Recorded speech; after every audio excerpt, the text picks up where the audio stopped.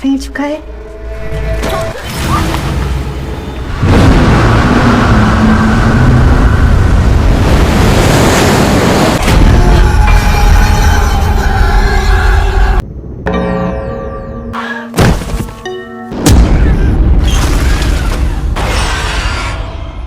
سریالی که این روزا خیلی مورد استقبال قرار گرفته اسمش فرامه.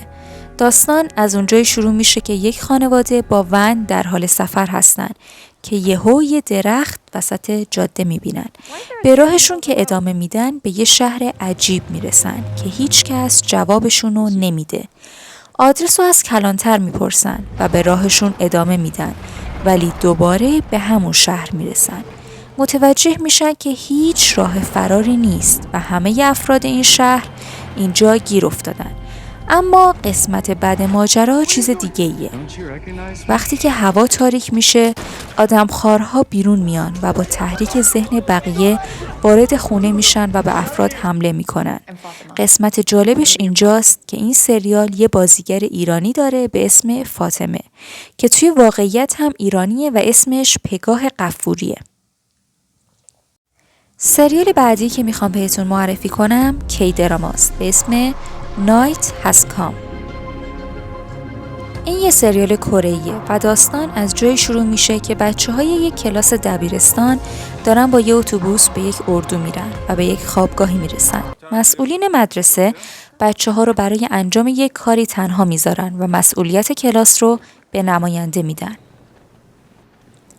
برنامه‌ای روی صفحه گوشی بچه‌ها نمایش داده میشه که باید توی یک بازی مافیا شرکت بکنند. همه باید با موبایلشون به کسی که فکر میکنن مافیاست رای بدن. وقتی شب میشه و تایم بازی تموم میشه، کسی که به عنوان مافیا بیشترین رای آورده باشه به طرز وحشتناک و غیر ارادی خودکشی میکنه.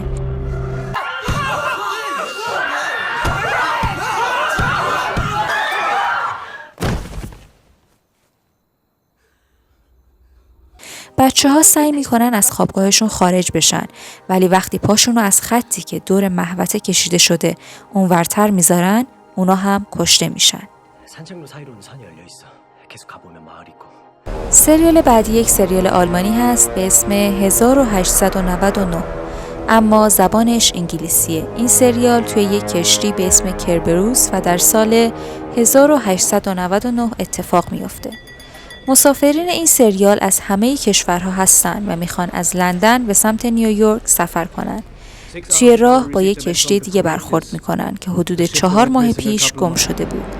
داستان از اونجای شروع میشه که کشتی چطور راه خودش رو پیدا کنه و مسافرین قبل از سوار شدن به کشتی چه کارهایی انجام دادن.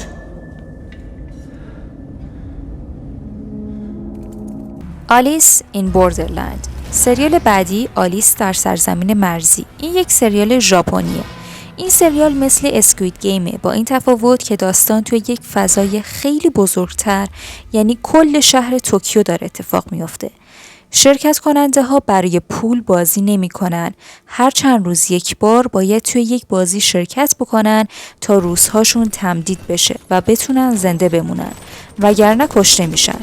داستان از اونجای شروع میشه که چند تا دوست از دست پلیس دارن فرار میکنن که ناگهانی برق قطع میشه و وقتی به خیابون میان میبینن شهر یهویی خالی شده و یه سری اتفاقات عجیب داره رخ میده.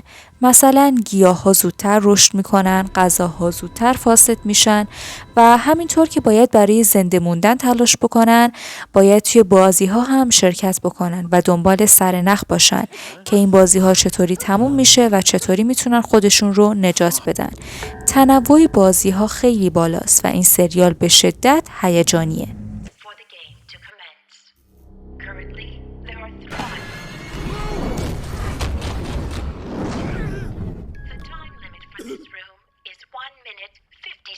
این سریال ها اصلاً قابل مقایسه با هم دیگه نیستن چون روند داستانی که دارن کاملاً با هم متفاوته.